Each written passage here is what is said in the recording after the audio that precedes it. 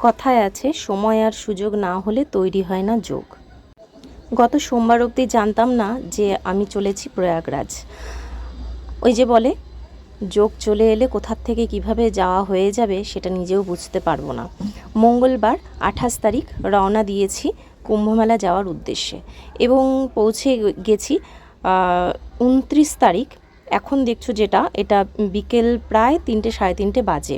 এখন নদীর ঘাটে পৌঁছতে অনেকটা হাঁটতে হবে, আর সেখানে পৌঁছতে আমাদের বেজে যাবে 5টা সাড়ে 5টা।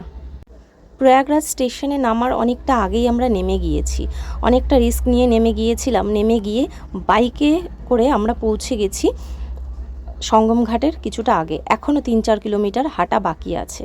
তো হাঁটতে হাঁটতে ঠিক পৌঁছে যাব এইটুকু বিশ্বাস আছে মনে। আর অদ্ভুত একটা টান এবং শক্তি তো রয়েইছে, সেই শক্তির জোরেই কিন্তু আমরা ঘাট পর্যন্ত পৌঁছতে পেরেছি। ভোরের দিকে যখনই মোবাইলে একটু আপডেট নিলাম, তখনই দেখলাম যে সোশ্যাল মিডিয়াতে নানান রকম খবর উকি দিচ্ছে এবং বারবার দেখতে পাচ্ছি যে সঙ্গম ঘাট বন্ধ।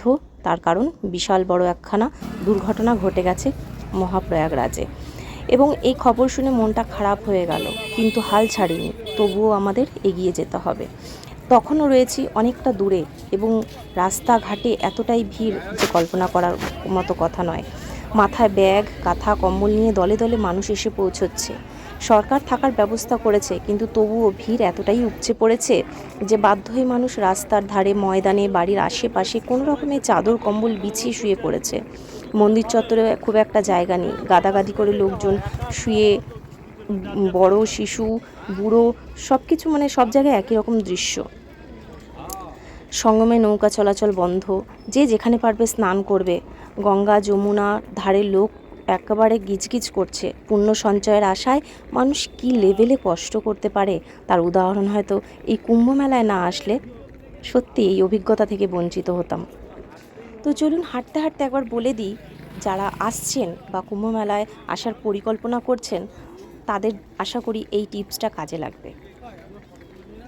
যারা কলকাতা থেকে আসতে চাইছেন, কলকাতা থেকে বারাণসী চলে আসুন, গাড়ি, ট্রেন, বিভিন্নভাবে যেভাবে আসা যায়। তারপরে প্রয়াগরাজে কোনো রুম যদি বুক না থাকে, তাহলে বারাণসী থেকে গাড়ি ভাড়া নিয়ে খুব সকালে বেরিয়ে আসুন। ড্রাইভারকে বলবেন বোট ক্লাবের দিকে না কাছাকাছি কোনো পার্কিংয়ে গাড়ি রাখতে, ওরা সব জানে, ঠিকঠাক গাড়ি পার্কিং করে দেবে।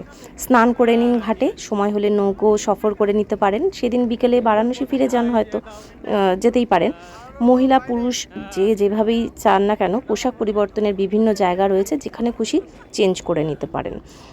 আর মোবাইল ক্যামেরা, পার্স একটু সাবধানে রাখবেন, কারণ চুরি যাওয়ার ভয় হতেই পারে। তার কারণ সবাই তো আর তীর্থ করতে আসে না, না, কিছু কিছু মানুষ ব্যবসা করতেও আসে। যারা বিভিন্ন আশ্রম থেকে থাকার জায়গা খোঁজ করছেন, তারা ম্যাপ অনলাইনে বা অফলাইন ডাউনলোড করে রাখতে পারেন। আর ইন্টারনেট ব্যবস্থা সেখানে তুলনামূলক স্লো, কারণ অনেক ইউজার তো নেটটা একটু প্রবলেম হতেই পারে।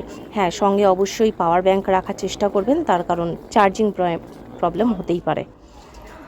আর বিশেষ দিনগুলো ছাড়া বাকি দিনগুলোতে আসলে ভিড় একটু কম হবে। সঙ্গে ড্রাই ফ্রুট রাখুন, যেমন মুড়ি, বিস্কুট, চিড়ে, এগুলো রাখতে পারেন। তার কারণ কোথায় কখন আটকে যাবেন, সেখানে হয়তো হাতের কাছে খাবারও পাবেন না, তখন সেগুলো কাজে লাগবে।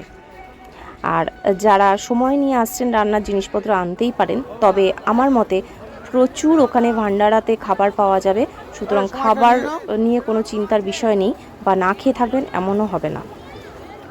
তো ফাইনালি আমরা ঘাটে পৌঁছে গিয়েছি এবং যেহেতু সঙ্গম ঘাট বন্ধ ছিল, আমরা আড়েল ঘাটে এইখানেই স্নানটা সেরে নিয়েছি।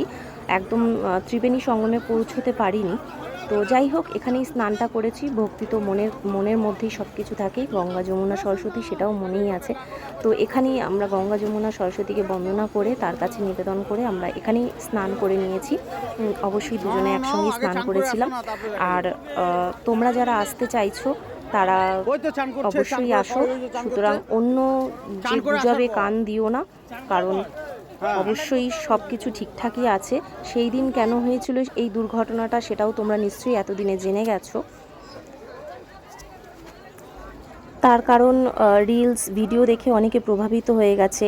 সুতরাং রিলস ভিডিও দেখে প্রভাবিত না হয়ে রিয়ালিটিটা বোঝার চেষ্টা করুন এবং রিয়ালিটি বুঝে অবশ্যই আসুন। একজন মানে ভক্ত হিসেবে আমি মনে করি, বা একজন পুণ্যার্থী হিসেবে আমি আমার অভিজ্ঞতা শেয়ার করলাম।